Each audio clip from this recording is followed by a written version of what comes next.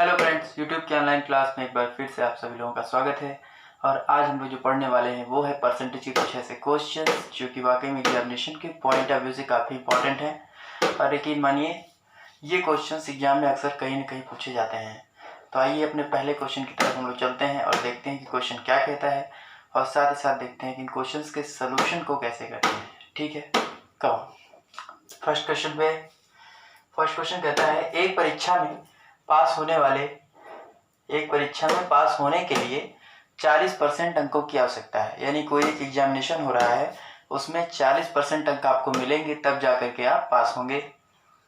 एक विद्यार्थी 175 अंक लाता है एवं वह 25 अंक से फेल हो जाता है। यानी 175 नंबर पाने के बाद भी वो 25 नंबर से फेल हो जाता है। परीक्षा का पूर्णांक ज्ञात करिए।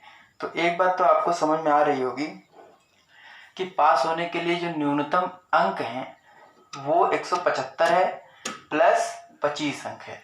क्योंकि 175 तो मिल ही रहा है उसको, लेकिन 25 अंक फिर भी कम पड़ रहे हैं। इसका मतलब 175 में 25 जोड़ दिया जाए तो न्यूनतम अंक हो जाएंगे। और वह न्यूनतम अंक जो होगा वो किसके बराबर होना चाहिए? न्यूनतम परसेंटेज के। और न्यूनतम प्रतिशत कितना है? 40%। पास होने के लिए 40% अंक की जरूरत है। तो यहां से एक बात समझ में आ गई आपको कि 40% किसके बराबर है? 175 प्लस 25 इसके बराबर होना चाहिए। तो ठीक है, अब अगर टोटल पूर्णांक मान लो x होता तो x ले लेते तो कोई दिक्कत नहीं। तो 1% कितने के बराबर होगा? 175 में 25 जोड़ दीजिए सीधे सीधे 200 बटे 40। ठीक है, 4 × 5 = 20। इसलिए 100% कितने के बराबर होगा? 5 × 100। इधर 100 से गुणा किए हैं तो इधर 100 से गुणा कर देंगे। यानी 100% इक्विवेलेंट हो गया 500। यानी ये 500 नंबर क्या हो गया? हमारा पूर्णांक हो गया। यही आंसर है। ठीक है, अब 500 का अगर आपको आंसर चेक करना है तो 500 का 40% निकाल लीजिए।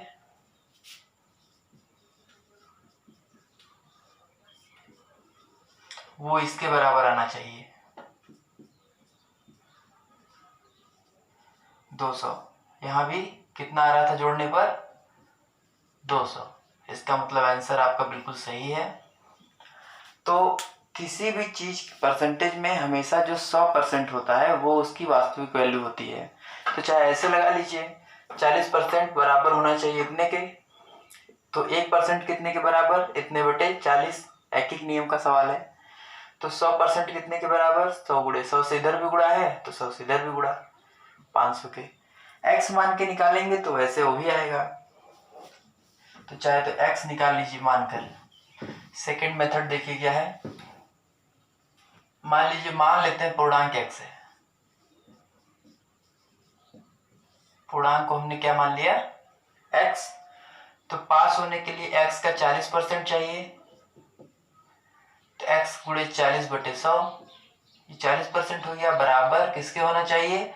175 अंक उसको मिले और 25 नंबर से फेल हुआ तो वो 25 नंबर अगर मिल जाते तब 40% के बराबर हो जाता तो पास हो जाता। तो यहां से सरल करिए। ये 200 आया, ये 40/100 आया, ये x आया। x बराबर 200/40 × 100। 40 पंजे 200, 100 बचे 500। x बराबर 500। चाहे x पूर्णांक मान करके कर लीजिए x को, चाहे डायरेक्ट ऐसे ही करना सीख लीजिए डायरेक्ट। तो दोनों ही तरीके आपके पास हैं। तो दोनों ही तरीकों से जैसा आप पसंद करें वैसे क्वेश्चन को सॉल्व कर सकते हैं। ठीक है, अब अपने नेक्स्ट क्वेश्चन की तरफ चलते हैं। हमेशा गैप को देखना होता है। तो इस तरह के क्वेश्चन या तो इस पैटर्न पे आएंगे इस तरह से, या तो एक पैटर्न और होता है। जो सेकंड क्वेश्चन है वो दूसरे पैटर्न का है। इस पैटर्न पे क्वेश्चन आएगा। देखिए कैसे होता है। एक उम्मीदवार जिसे 30% अंक प्राप्त होते हैं 5 अंक से फेल हो जाता है।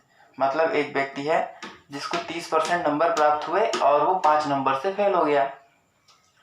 एक अन्य उम्मीदवार, एक दूसरा व्यक्ति जिसे 40% अंक प्राप्त हुए, पास होने के लिए आवश्यक अंकों से 10 नंबर अधिक पाता है।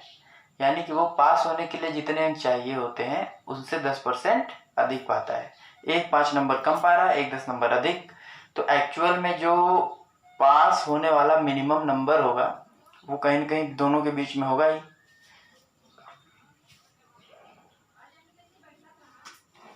तीस % जब था तो 5 नंबर कम पाया उसने।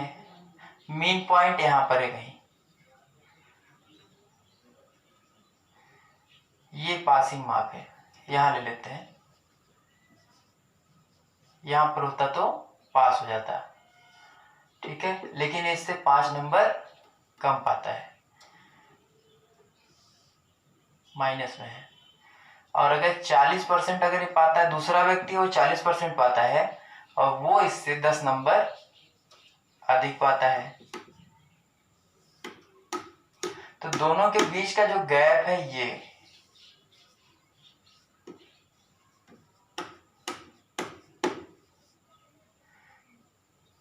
+10, ये -5, तो अंतर बराबर 15। और इन दोनों के बीच का जो गैप है वो 10%। तो एक बात साफ साफ नजर आ रही है, 10% समतुल्य होना चाहिए किसके? 15 नंबर के। तो 1% कितने के बराबर होना चाहिए? 15/10 के। इसलिए 100% कितने के बराबर होना चाहिए? 15/10 है, 10 गुणे 100, 15 × में 150, यानी पूर्णांक जो रहा होगा वो 150 नंबर का रहा होगा। अभी हमारा पूर्णांक निकल कर आया। क्वेश्चन पूछा कितना है? पास होने के लिए न्यूनतम अंक बताइए। न्यूनतम अंक पूछा गया है।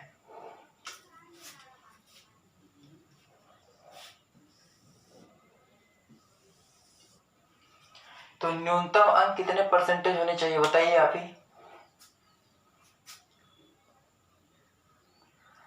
तो एक बात तो साफ है, चाहे इस 40 वाले से कर लीजिए चाहे 30 वाले से कर लीजिए, पास होने के लिए न्यूनतम अंक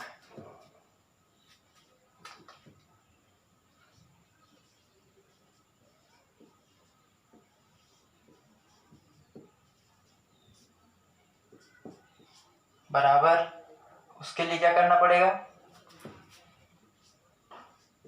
अगर 150 का हम 30% निकाल दें, 150 का 30% ले लेते हैं तो क्या होगा? अभी भी 5 अंक कम है, तो हमें 5 उसमें जोड़ना पड़ेगा, +5, क्योंकि 5 नंबर से फेल होता है। तो 150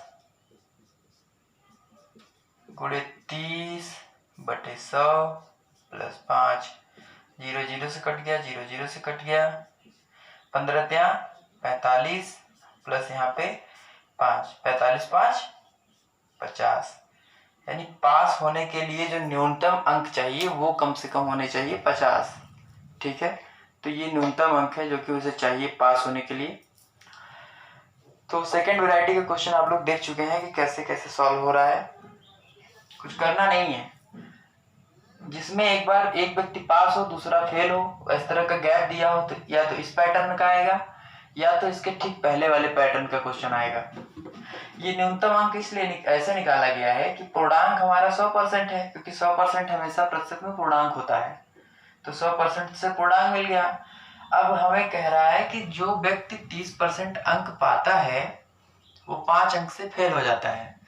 तो अगर 30% अंक मान लीजिए मिल गए हमको, 150 पूर्णांक था, उसका 30% मिल गया, तो अभी भी 5 नंबर कम है, क्योंकि पास होने के लिए 5 नंबर कम से कम और चाहिए, नहीं तो फेल हो जाएंगे। तो +5 ऐड कर दिए इसमें, 50 आ गया। ठीक है, परसेंटेज को सॉल्व करना आपको आता है। ये 30/100 परसेंटेज हटाते हैं तो 100 से भाग करते हैं। ठीक है, और उसके बाद बाकी की क्रियाएं सारी वही हैं, जोड़ घटाना। तो बस सिंपल 50 नंबर चाहिए पास होने के लिए। चलिए नेक्स्ट क्वेश्चन पे चलते हैं। स्क्रीनशॉट ले लीजिए आप लोग।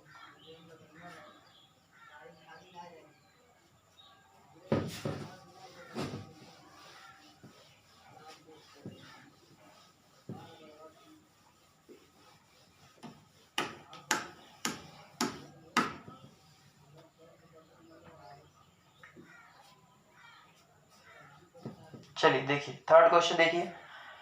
परीक्षा में पास होने के लिए 35% अंकों की आवश्यकता है। यानी एक परीक्षा होगी अगर, तो आपको 35% हर हाल में लाना है, तभी आप पास होंगे। एक विद्यार्थी 40 अंक पाता है एवं 30 अंकों से फेल हो जाता है।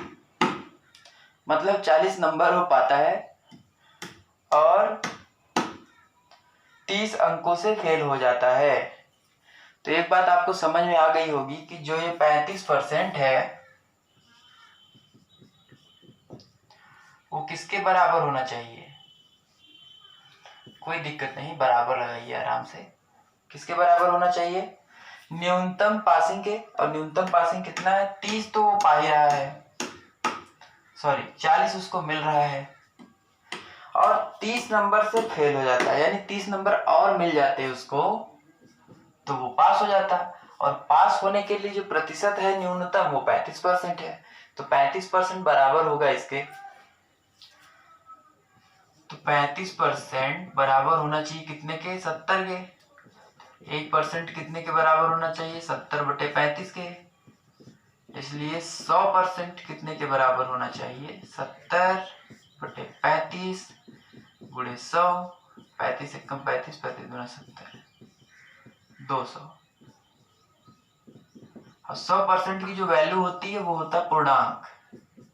ये क्या आया हमारा? पूर्णांक। और क्वेश्चन में पूछा क्या गया है? परीक्षा का पूर्णांक बताइए, तो यही पूर्णांक हो गया। समझ में आया क्वेश्चन? भाई 35% पास होने के लिए चाहिए, तो परसेंटेज में हमें पासिंग मिल गया 35%। और नंबर की बात करें तो हमें 40 मिल रहा है और 30 नंबर से हम फेल हो जा रहे हैं। तो 40 हमें मिल गया प्लस 30 और जोड़ दे उसमें तो पास हो जाएंगे। तो 40 तो मिल गया और 30 हो गया, ये पास हो गया। तो ये भी पास की परसेंटेज है, न्यूनतम क्राइटेरिया है पास होने का। ये भी न्यूनतम क्राइटेरिया है पास होने का, दोनों आपस में बराबर होने चाहिए। तो 35% बराबर 70, 1% बराबर 70/35। तो 100% निकालना है आपको। पूर्णांक निकालने के लिए हमेशा आप किसी भी वैल्यू का 100% निकाल दीजिए, वो हो जाएगा परसेंटेज। ठीक है, पूर्णांक। तो आज के लिए इतना ही। हमारे साथ जुड़े रहिए, चैनल को लाइक करिए, सब्सक्राइब करिए और शेयर करिए। ठीक है, ताकि लोगों तक हमारा वीडियो पहुंच सके। और प्लीज़ सब्सक्राइब जरूर करिए और बेल आइकॉन पे जरूर क्लिक कर दीजिएगा, ताकि आपको हर एक अपलोड की जाने वाली नई वीडियोज का नोटिफिकेशन मिलता रहे। आज के लिए इतना ही। Thank you. जय हिंद, जय भारत।